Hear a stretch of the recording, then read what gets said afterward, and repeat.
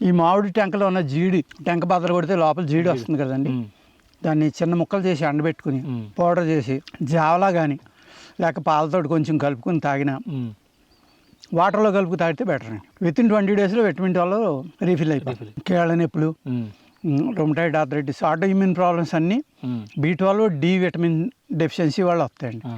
ఇవాళ 100లో 90 మందికి ఆ 2 డెఫిషియన్సీ ఉంటున్నాయండి.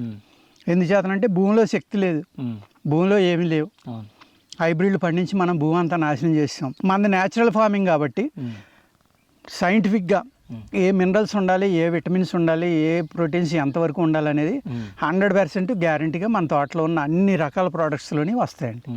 టెంకాయ లోపల ఉన్న సీడ్ అనమాట, ఎండబెట్టి పౌడర్ కొట్టాక అందులో ఏముండదండి, అప్పుడు నోరు పొక్కదు. ప్లస్ మీ పొట్టలో ఉన్న నులిపురుగులన్నీ చంపేస్తుంది, వైరస్ని చంపేస్తుంది, గ్యాస్ట్రిక్ ప్రాబ్లం ఉన్న క్రిములను చంపుతుందండి, ఇంకా ఎన్నో రకాలుగా పనిచేస్తుందండి, చాలా బాగా పనిచేస్తుంది. ఆటవికులు కంపల్సరీగా ఈ వర్షం పడగానే ఆ జీడి అంబలి అని తాగుతారండి, మామిడి అంబలని, మామిడి జీడి అంబలి అని ప్రతి ఒక్కళ్ళు తాగుతారండి.